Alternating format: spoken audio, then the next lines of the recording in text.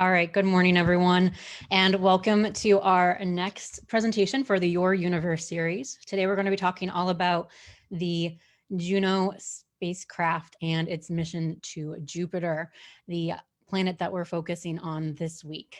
So Jupiter is so big, it has so many moons. We're actually going to be spending 2 weeks on it during our Your Universe series. Next week is going to be mostly about Jupiter's moons, so we hope you join us for that too. All right, but today I'm going to be speaking about Juno. My name is Dayna Thompson. I'm the director of the Brown Planetarium at Ball State University, which you can see here. And today we have Rachel Williamson, our planetarium show specialist, who's going to be helping us out answering questions in the chat. So if you have any questions, put them in the chat, and then also getting me some questions that I can answer during the presentation. We'll also be answering some questions at the end of the presentation too, if you have any. All right, so let's just jump right in. So on the 4th of July in 2016, the Juno spacecraft went into orbit around the largest planet in our solar system, which is, of course, Jupiter, our object that we've been discussing all week this week. And it's been taking these amazing pictures, but it's doing more than that. One of the things we're going to be talking about is why scientists and the Juno team are so interested in Jupiter. And why should we all care about that?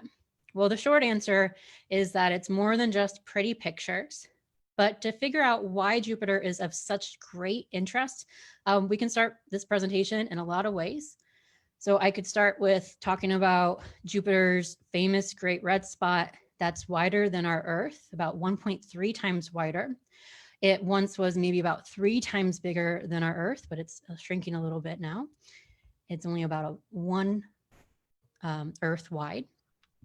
We could also talk about its lesser known ring system, or its gigantic magnetic field that's many times stronger than our own, and the auroras that it creates that you can see pictured here in UV light, or what we represent as UV light here. And we can also start with its immense atmosphere, which we think comprises most of the planet, making it a gas giant. But that might not actually be the case, as we're finding out with Juno. But we're actually going to begin our journey here on Earth, underwater, exploring the Mesoamerican reef ecosystem in Belize. So why? Well, because Jupiter may have played a huge role in bringing this water to Earth. So water, H2O. To us, this simple molecule, it really means life.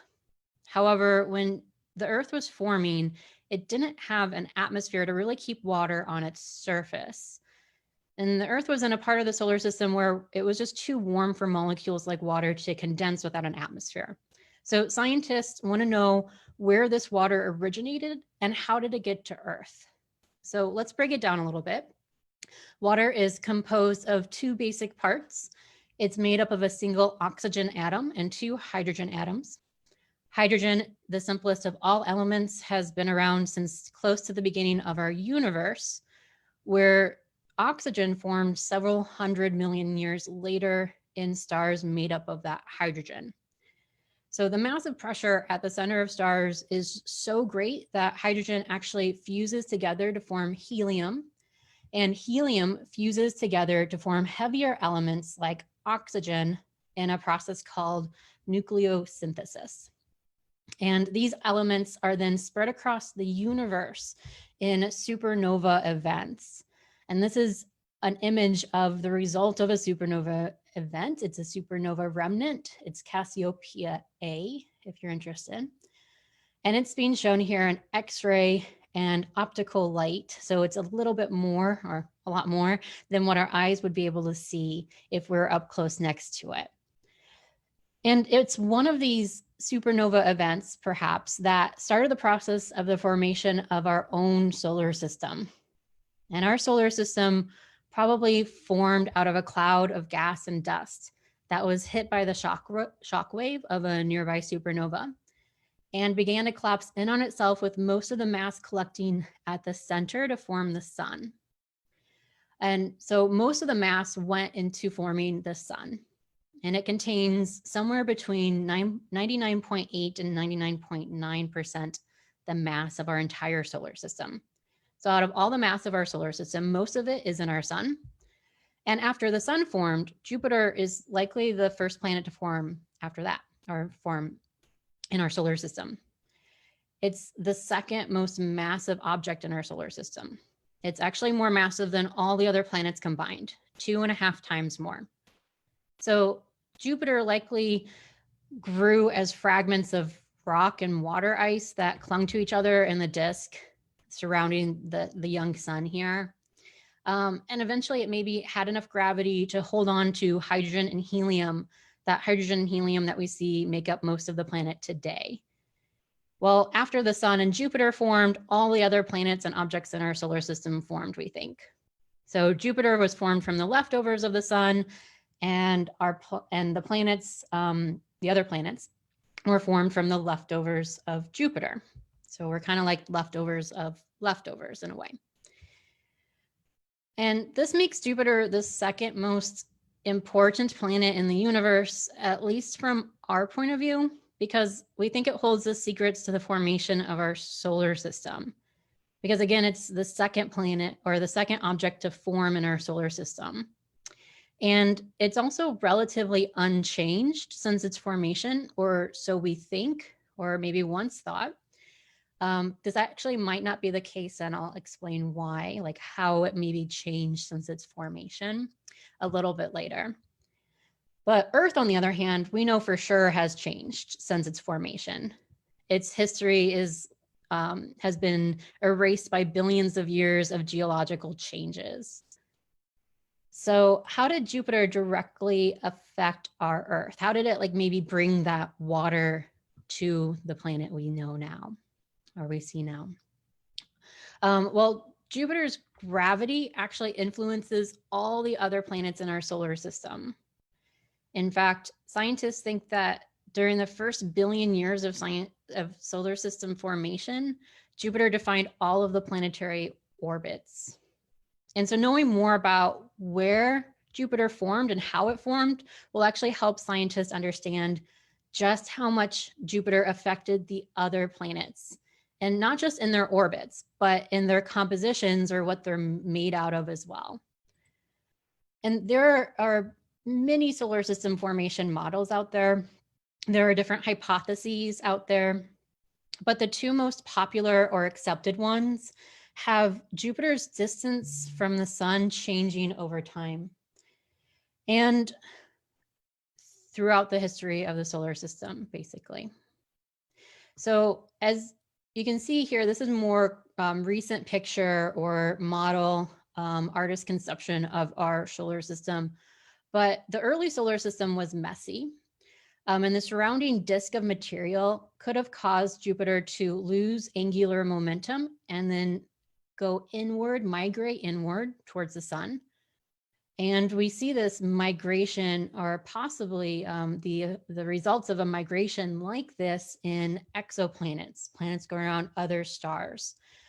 So there are what we call hot Jupiters, really large gaseous planets going around stars outside of our solar system, other stars in our galaxy that are orbiting really close to the sun, much closer, or to that star, much closer than what we would expect to have seen. So maybe Jupiter migrated inward due to that loss of angular momentum. And you can think of that as like maybe a satellite falling to Earth due to drag from the atmosphere.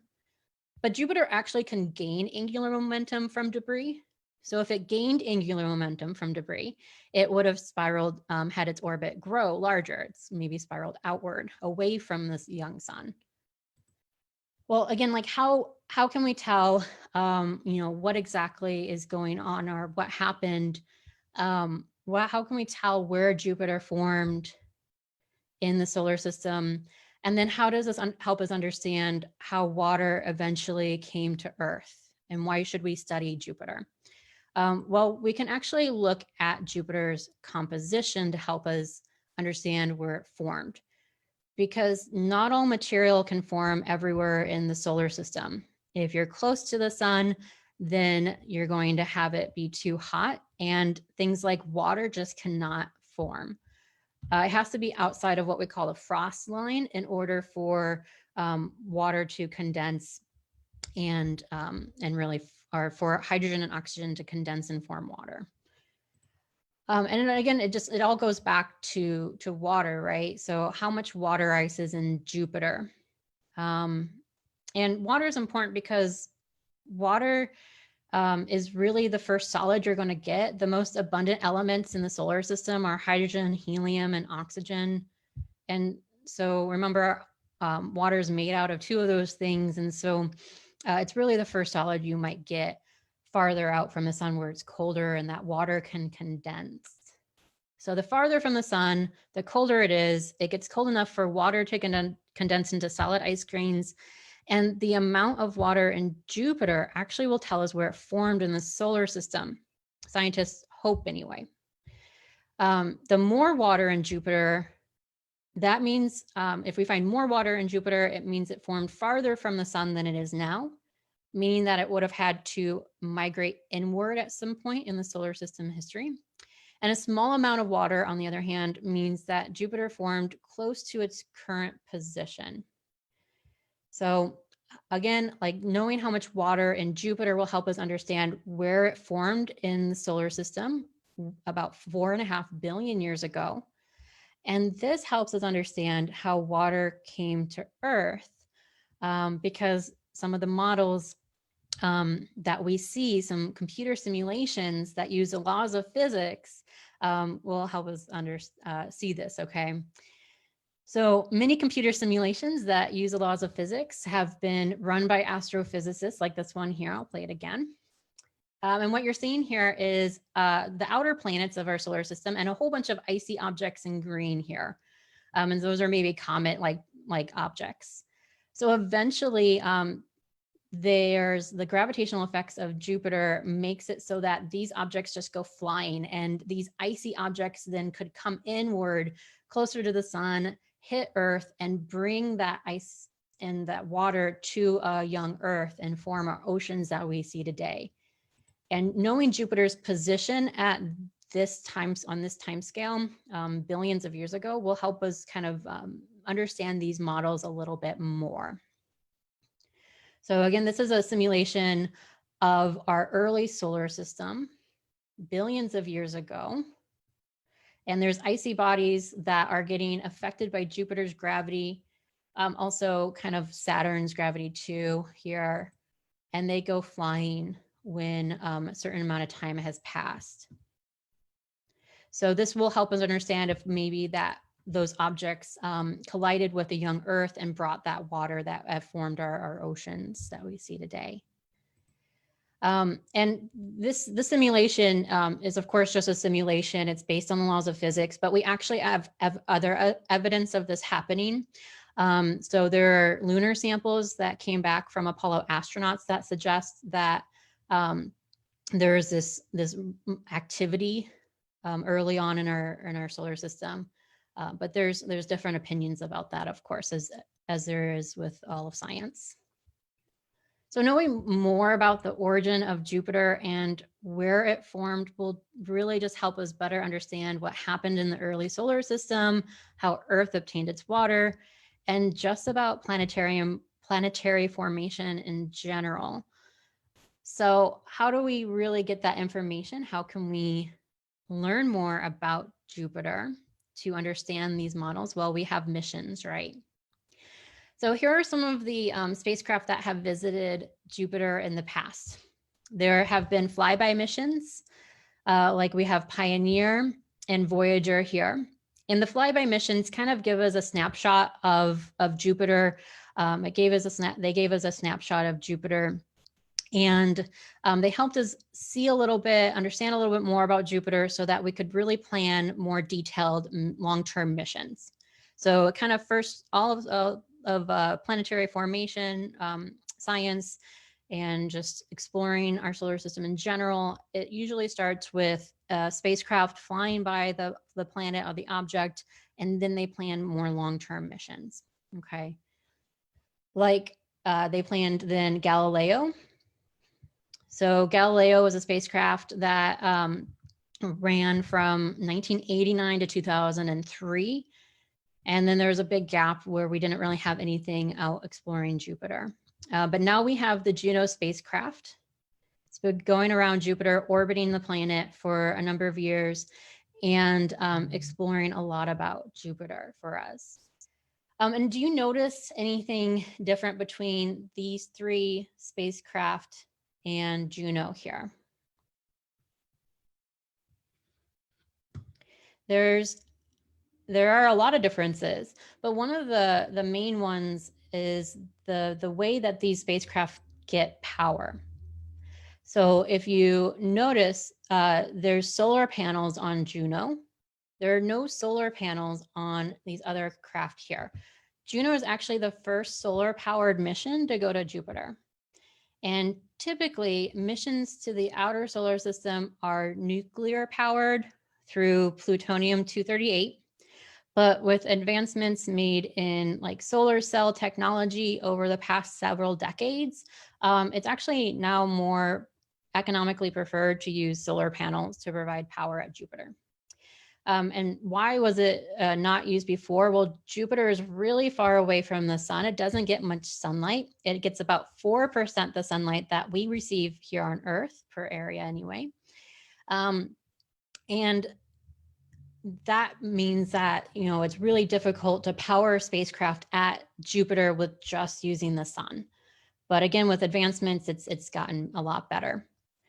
And just to put that in perspective, Earth at Juno, or excuse me, Earth, so like if Juno was at Earth, it gets about 12,000 watts of electricity. So if Juno was in orbit around Earth, it would be getting 12,000 watts of electricity.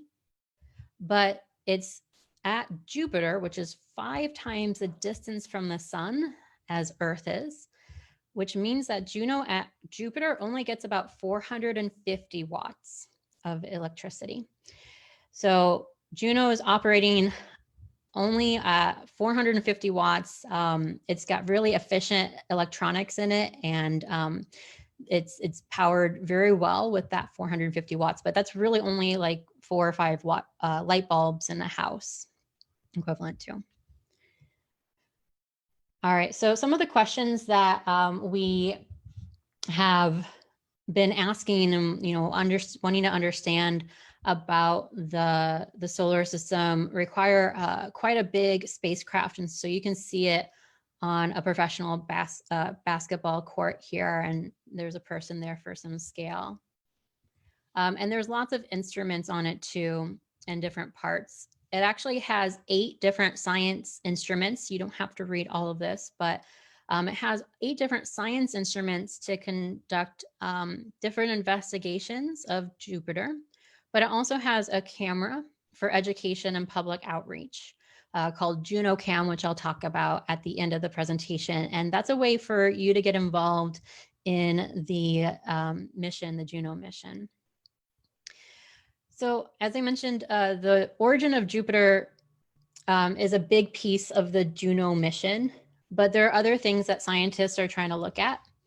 They want to explore the interior of the planet and look at how material moves deep within it. The atmosphere of the planet and its composition and temperature are also interesting to scientists. And the last main interest or the main focus is to really characterize and explore the 3D structure of Jupiter's magnetosphere and aurora. So understanding Jupiter's large magnetosphere is one of the last key investigations for the mission.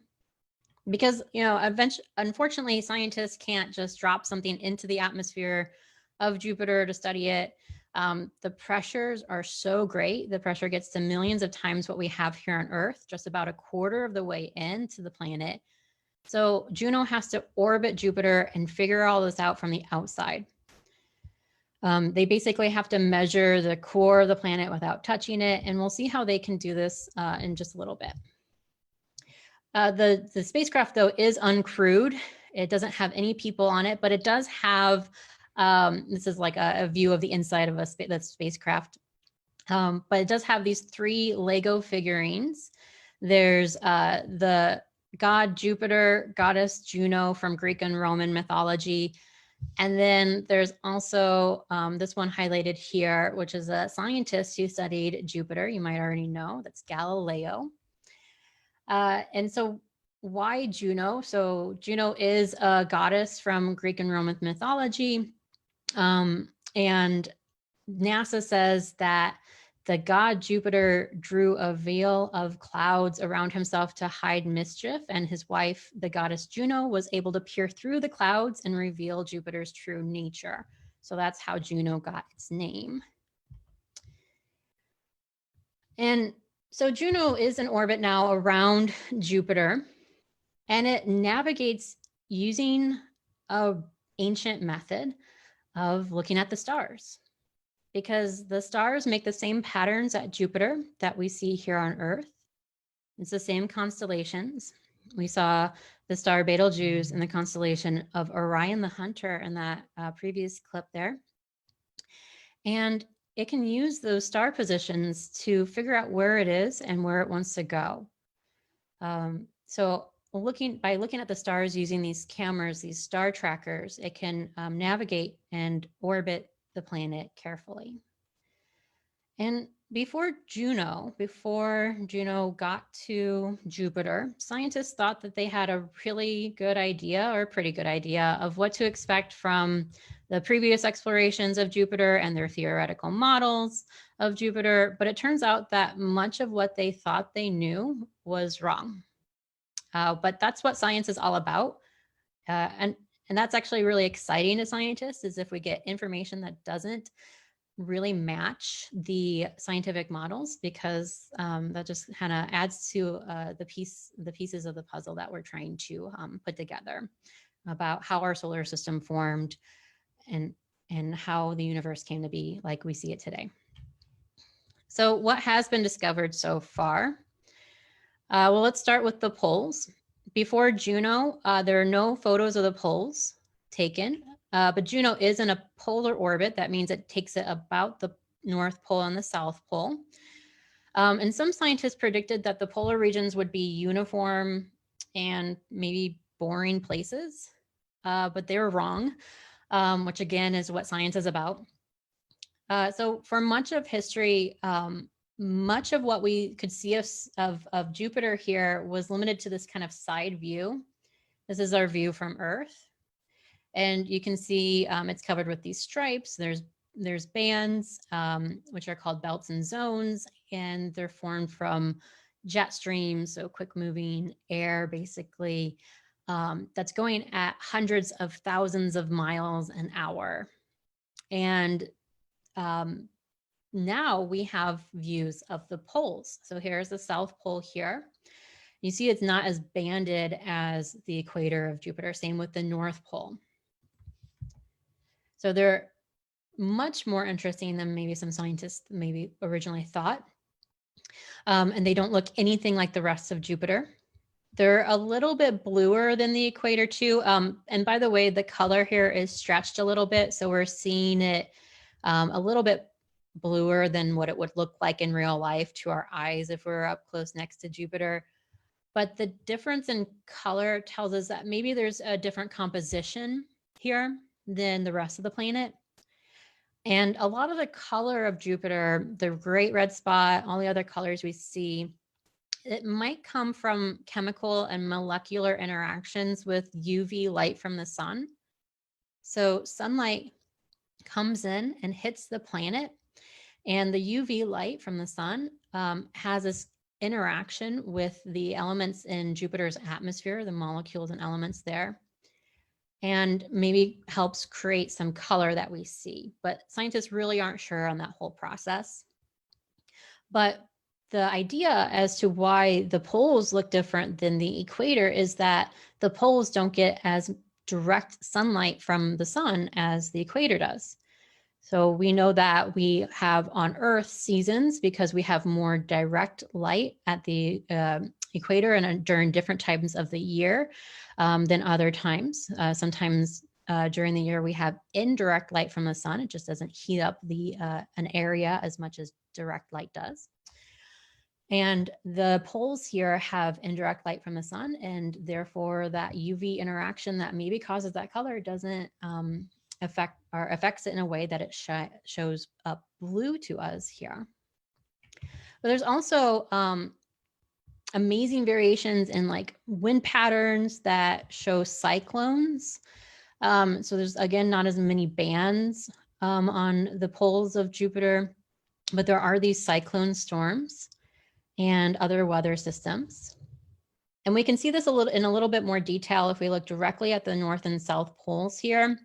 And if we look at it in infrared light, so this is a view, this is infrared light that's captured here and visualized for us in these graphics.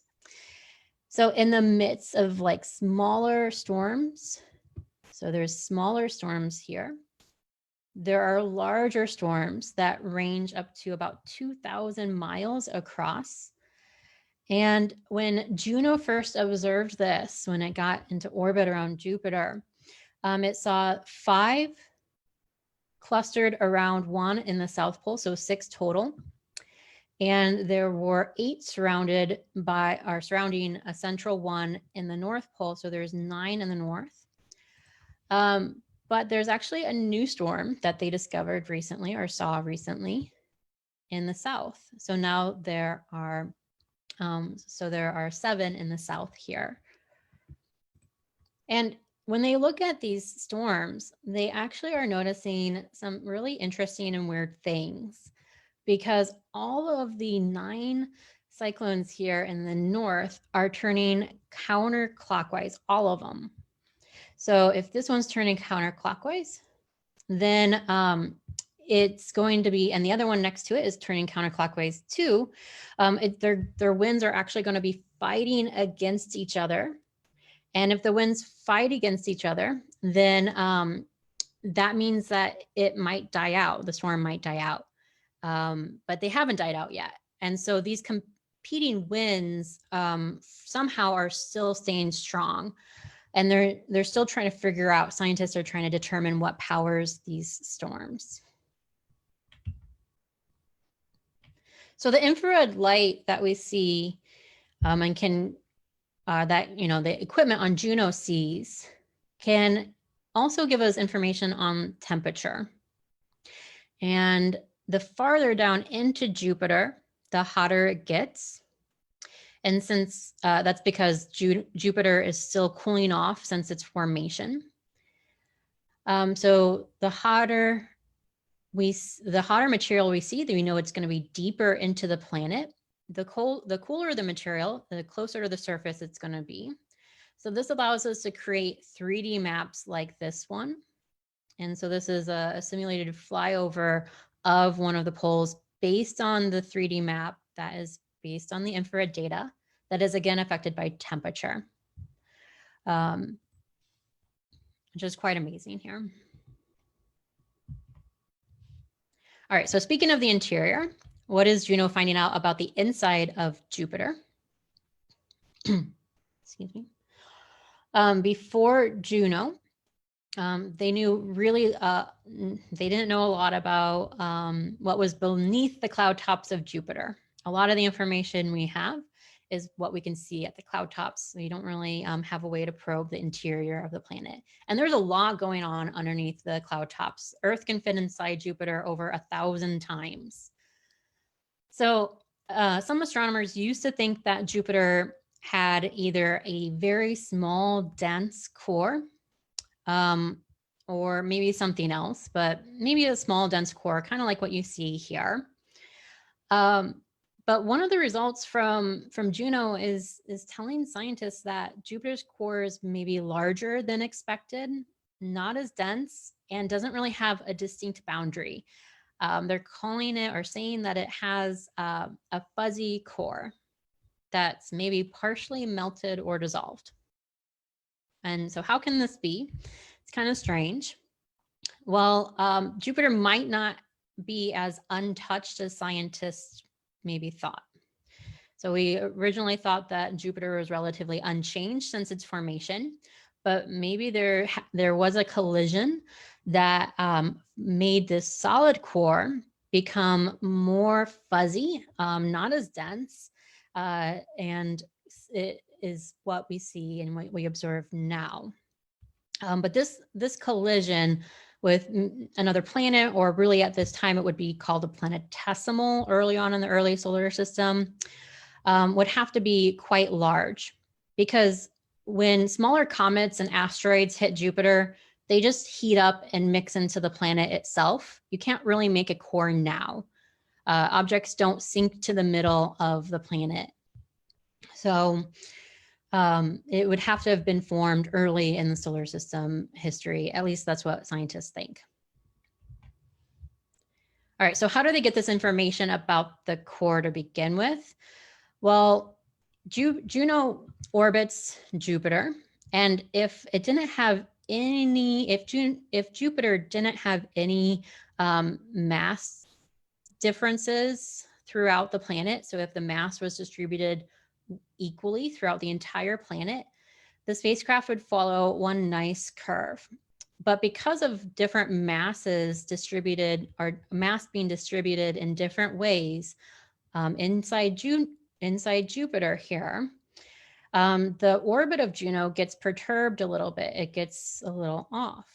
And this is, of course, exaggerated quite a bit here, just so you can see it in this model. And these changes in its orbit tell us what's going on underneath, how much mass is there underneath the cloud tops of Jupiter. So fluctuations of gravity make the orbit of Juno vary. And the more gravity, that means there's more mass there. And if Jupiter had a solid core, the mass would be pretty uniform. It's pretty structurally sound.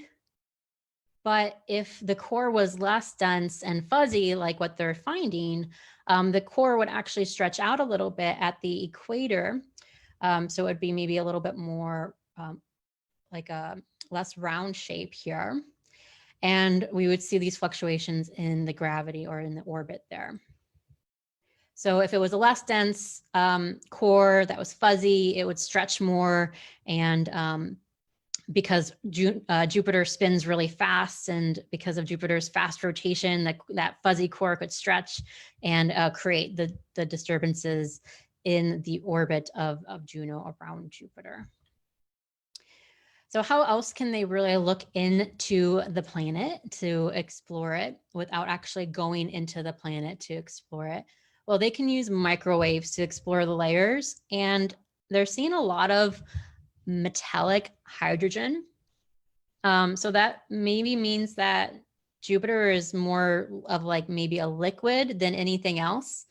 But pressures in Jupiter get really high, remember, millions of times what we see on Earth. And so it just gets a little bit weird, to put it scientifically. But this is why maybe scientists are saying that, you know, we call Jupiter a gas giant, but maybe it's more of a liquid giant. But again, it gets a little weird at these pressures. But they can explore the layers using microwaves.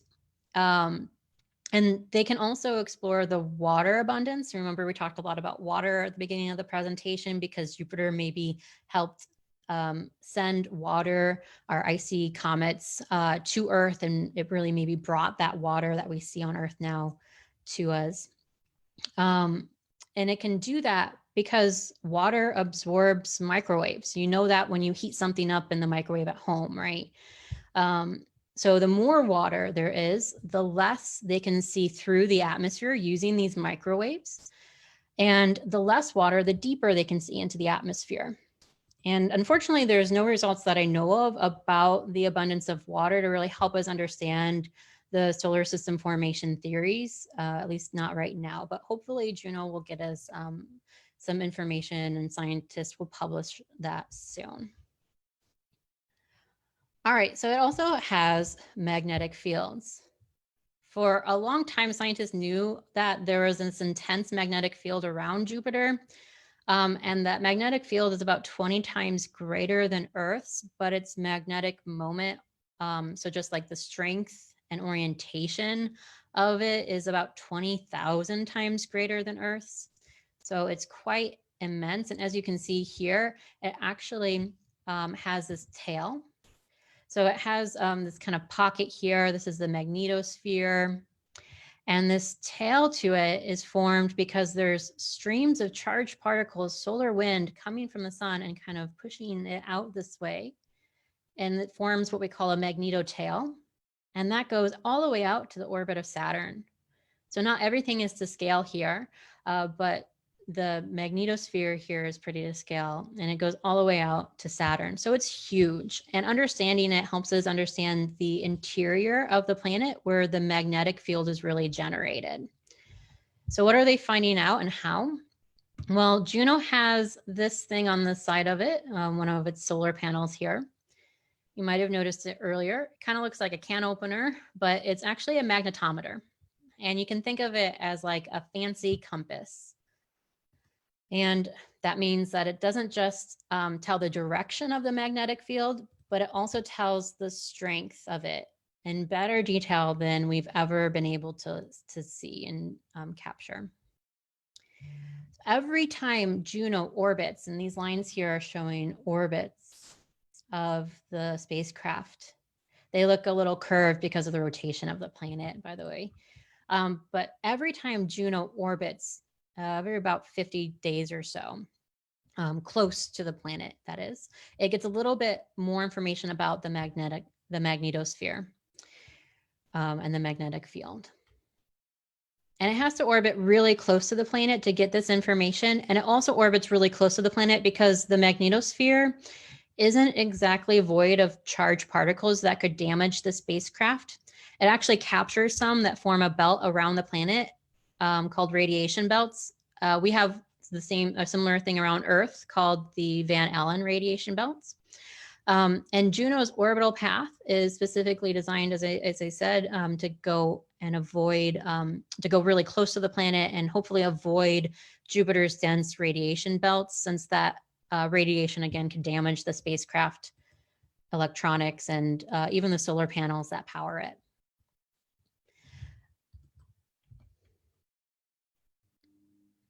All right, so here's the most current map of the field, at least from what I could find. But hopefully they're going to add more detail to it soon. But as this rotates, you can see that there are, red areas and blue areas. What does this really mean? The red areas show where magnetic field lines are emerging from the planet. And the magnetic field lines then enter back into the planet in the blue regions.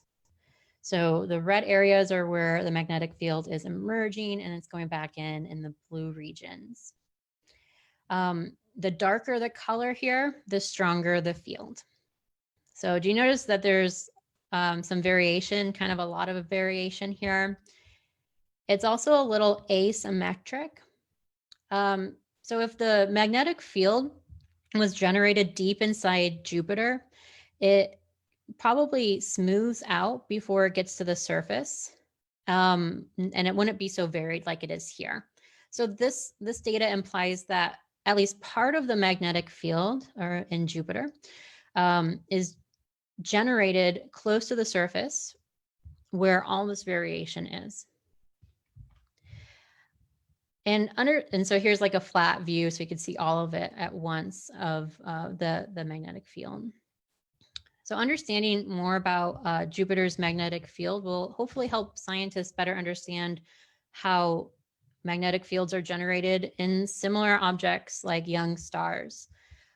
So there are a lot of magnetic fields that affect things in our universe, and we really don't have a deep understanding of some of that. And so hopefully understanding Juno or understanding Jupiter's will help us. All right, wrapping up here, there is the Juno Cam that I mentioned earlier, and that's a way for you to get involved with the Juno mission. The Juno mission is currently funded until 2021, but that could be extended. There's a lot of science yet to do, and you can be a part of it. So the Juno Cam gets images of the cloud tops of Jupiter, but it also is a way for you to participate in the science. You can vote on what photos it takes during its orbit. You can upload your own images and data of Jupiter. I know a lot of people take photos of Jupiter using their telescopes in their backyards. And you can help plan the mission that way. And you can also process images from JunoCam. A lot of the pictures we've been sharing this week on our Facebook page have been processed by citizen scientists. Anyone can go and get the images to process. And you can really just help and see the scientific process and be a part of it in real time. And you can do that at this website here. So a lot going on with Juno at Jupiter. There's a lot more we could talk about, but let's go ahead and turn it over to any questions. I do have, again, Rachel Williamson here, our planetarium show specialist, who was helping if there's any questions in the comments. And if there's any questions now, we can drop them in the chat.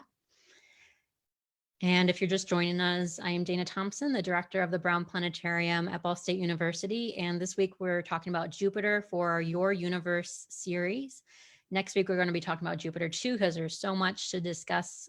And we're going to be focusing on the moons of Jupiter.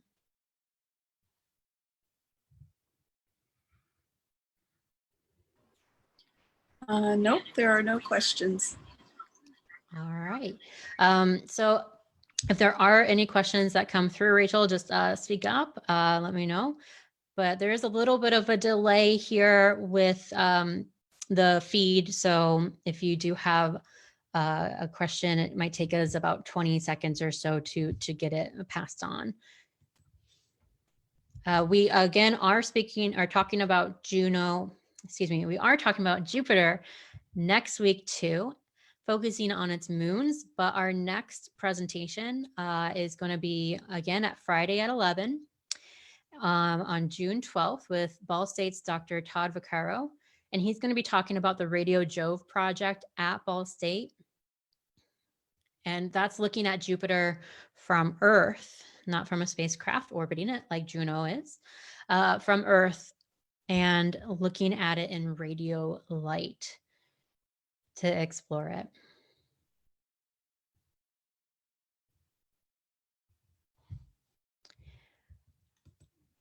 All right, so if there are any questions and if you're watching this later, you think of something later, drop them in the chat. We can get them answered. Just one last check though, Rachel, any questions?